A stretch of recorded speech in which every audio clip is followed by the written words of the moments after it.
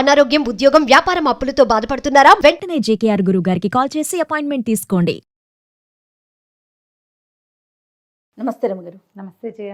రమ్మగారు, కొంతమందికి ఎట్లా అనిపిస్తుంది అంటే మేము చాలా కష్టపడతాం, ఎంత అంటే మాటల్లో చెప్పలేం, కానీ మా కష్టం నిలబడదు, ఎప్పుడు ఒక్క రూపాయి ఉండదు. కష్టం అంటే ఇన్ ద సెన్స్ మనం డబ్బులోనే కదా చూసుకుంటాము, ఎందుకని ఇట్లా జరుగుతుంది అని ఒక ఆలోచన, ఒక ప్రశ్న వస్తూ ఉంటుందండి. ఎప్పుడు ఒక ప్రశ్న ఉంటుంది చూడండి, మేము బాగా భగవంతుని కొలుస్తాము అయినా మాకు కష్టాలు తప్పవు. అట్లా మేము చాలా కష్టపడతాం, అయినా డబ్బు మాత్రం, లక్ష్మీదేవి మాత్రం నిలవదు, మా దగ్గర ఉండదు, మాకు ఎప్పుడు బాధలు కష్టాలే ఉంటాయని ఒక ప్రశ్న ఉంటుంటుంది. ఆలోచన రాకుండా ఉండాలి అంటే మనం అసలు మన నడవడిక కానీ మన నడతలో కానీ ఎలాంటి మార్పులు చేసుకోవాలి? బేసిక్గా జయ, డబ్బు ఎప్పుడు కూడా చెంచల కదిలిపోతూనే ఉంటుంది. మనకు ఒక రూపాయి ఇచ్చింది అనుకో, రూపాయి రూపాయిగా ఎలా ఉంటుంది, అది పాపాయిల్ని పెట్టదు, దాని దారిని అది ఉంటుంది. మనం ఏం చేస్తాము, ఖర్చు పెంచుకుంటాం, ఖర్చు చేస్తాం. ఓ 80 పైసలు ఖర్చు పెట్టాం, ఓ రూపాయలు అంటే ఓ 100 రూపాయలు 80 రూపాయలు ఖర్చు పెడితే 20 రూపాయలు దాస్తాం. జనరల్గా అందరు చేసేదే కదా. కొంతమంది ఎట్లా ఉంటారంటే 100 రూపాయలు వస్తే కనుక 200 ఖర్చు ఉంటుంది వాళ్ళకి ముందుగానే. అప్పుడు డబ్బు ఎట్లా ఉంటుంది, సంపాదన పెరుగుతూ ఉంటే లివింగ్ స్టైల్ పెంచేసుకుంటూ ఉంటారు. పాత లివింగ్ స్టైల్లో ఉండరు, కొనుబళ్ళు అది చుట్టుపక్కల వాళ్ళ నుంచి మన దగ్గర డబ్బులు ఉన్నాయి కదా అని ఖర్చులు పెంచుకున్నాం. అందరూ చేసేదే, మనిషి అన్న ప్రతివాడు ఇదే చేస్తాడు జయ. మనకి ఎంత డబ్బు వచ్చినా పూర్వకాలం పద్ధతిలో ఆ తక్కువ ఖర్చుతోనే ఉండే జనాల్ని మనం అసలు ఈ రోజున చూడం. మామూలుగానే బేసిక్ నీడ్సే మనవి పెద్దవైపోయినాయి ఇప్పుడు. ఈ ఊళ్ళలో హైదరాబాద్లో చోట 30-40 వేలు వస్తే కానీ అసలు కుటుంబం బతికేది వీల్లేదు. ఎందుకంటే ఇప్పుడు బాగా సంపాదించే వాళ్ళు అదే బియ్యం తినాలి, సంపాదన లేకపోయినా అదే 50 రూపాయల బియ్యం. 25-30కి బియ్యం వచ్చే రోజు అసలు పోయింది. ఖర్చు సమానం అయిపోయింది కదా, కూరలు అంతే, సామాన్లు అంతే, సరుకులు అంతే. అవి ఏవి చీప్గా దొరుకుతాయి? మహా అయితే అక్కడెక్కడో మార్కెట్కి వెళ్తే తక్కువకు రావచ్చు, అక్కడెక్కడికో వెళ్ళిన వస్తువు నిలవ పెట్టుకునేసరికి వేస్టేజ్లు అయిపోతాయి.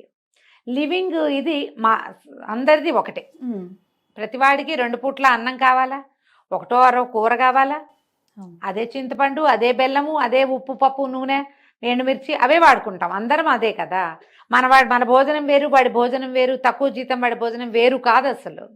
ఎక్కడ తేడాలు వస్తాయి? ఇళ్ళ ఖర్చులు, ప్రయాణపు సాధనాలు, బట్టలు పాతలు, నగ నాణ్యం నిలవ పెట్టడము, ఏమైనా కొనుక్కోవటము, వాటిల్లో తేడాలు, పై ఖర్చుల్లో తేడా వస్తాయి అంతే. ఆహారం అందరికీ ఒకటే కదా. ఈ పై ఖర్చులు జనరల్గా మనం పెంచేస్తాం. ఈ పెంచుకునేసరికల్లా డబ్బు కనపడదు.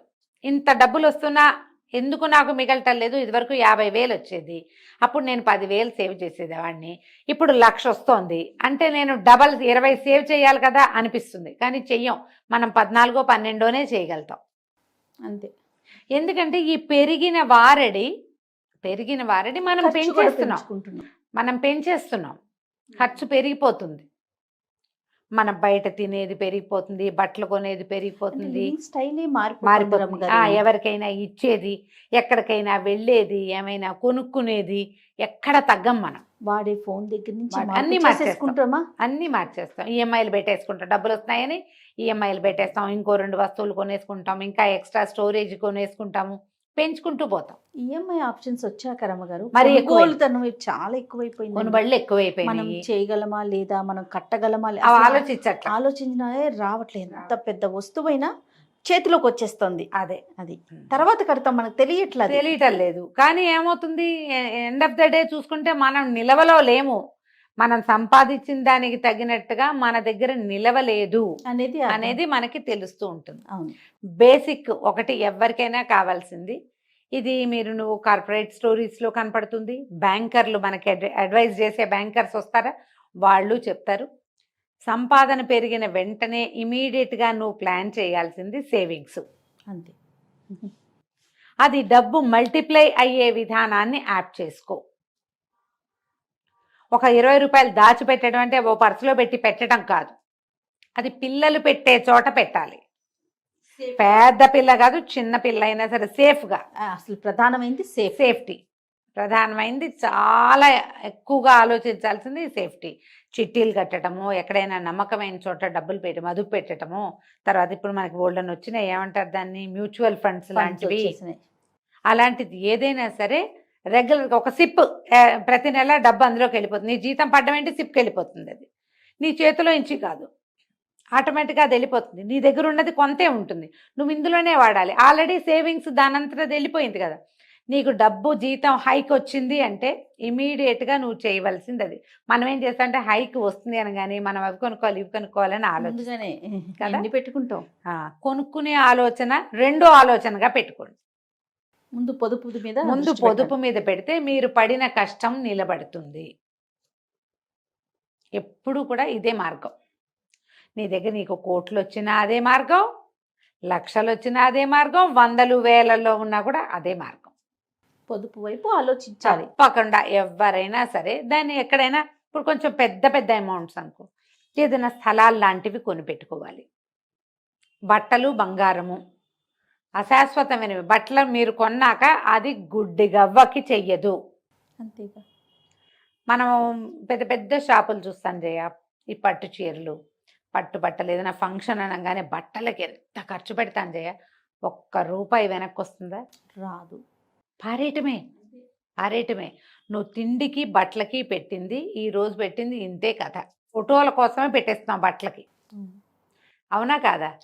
ఆ ఆలోచన మార్చుకోండి, తగ్గించుకోవాలి, కనీసం తగ్గించుకోవాలి. ఇప్పుడు కానీ నువ్వు బంగారం కొంటే కొంత నయం కొంత, కానీ ఈ రోజున బంగారం వెర్రెత్తినట్టు పెరిగిపోతుంది. ఎప్పుడు పెరుగుతుందో తెలియదు, ఎలా డమాలంటుందో తెలియదు. అంత దాకా ఎందుకు రమ్మగారు? డైమండ్స్ చూడండి. అవును, డైమండ్స్ అంటే ఎంత కాస్ట్లీ ఉండేవి, అందరు కొనుక్కునేవాళ్ళు. అలాంటిది మిషన్ మేడ్ డైమండ్స్ వచ్చేసినాయి. దానికి దీనికి ఏ మాత్రం తేడా లేదు. పాపం అది అంత కాస్ట్ పెట్టి కొనుక్కున్న వాళ్ళ పరిస్థితి ఏంటి? నిజంగా 1,00,000 పెడితే గానీ ఇంత దుద్దులు రావు. ఇప్పుడు 30,000కే అవి వచ్చేస్తున్నాయి కదా. హ్యాండ్ మేడ్ మిషన్, అదే ఏమంటారు, మిషన్ మేడ్ డైమండ్స్ వచ్చేస్తున్నాయి. కాబట్టి ఆలోచించి చేయండి ఏది చేసినా. ఈ తర్వాత ఇంకా రెండోది, మీరు ఏదైనా చిన్న స్థలము, ఇల్లు ఏదైనా కొనిపెట్టుకుంటే అది మల్టిప్లై అయ్యేందుకు అవకాశం ఉంది. ఇళ్ల మీద పెట్టామనుకో అంత డబ్బు రాదు. అవును. కానీ ఏదైనా రియల్ ఎస్టేట్లో మదుపు పెట్టుకోగలిగితే జాగ్రత్తగా చూస్ చేసుకోండి. చూస్ చేయడం చేసి ఈ అడ్వర్టైజ్మెంట్లకి పడద్దు. మన వాళ్ళల్లో కొంతమంది కొనుక్కున్నది చూడండి, ఎవరో చెప్పారని మాత్రం దిగద్దు. వాళ్ళు రారు రేపొద్దున మీతోటి. ఏదైనా తేడా వస్తే వాళ్ళు వచ్చి మీకు సమాధానము చెప్పరు, మీకు ఏదైనా ప్రాబ్లం వస్తే వాళ్ళు మీతోటి నిలబడరు. తాత్కాలిక అడ్వర్టైజ్మెంట్ మాత్రమే జరుగుతుంది. అలా కాకుండా మల్టిపుల్గా ఒక 50 మంది 100 మంది కొంటున్న చోట కొనుక్కుంటే ఏదైనా ప్రాబ్లం వస్తే ఏడ్చేదాని మొగుడు వస్తే నా మొగుడు వస్తాడని ప్రాబ్లంలో వాళ్ళైనా సహాయం ఉంటారు. కొంచెం జాగ్రత్తగా కొనుక్కోండి, తెలిసి తెలియక తొందరపడిపోకండి, ఏజెంట్స్ని నమ్మద్దు, జాగ్రత్త.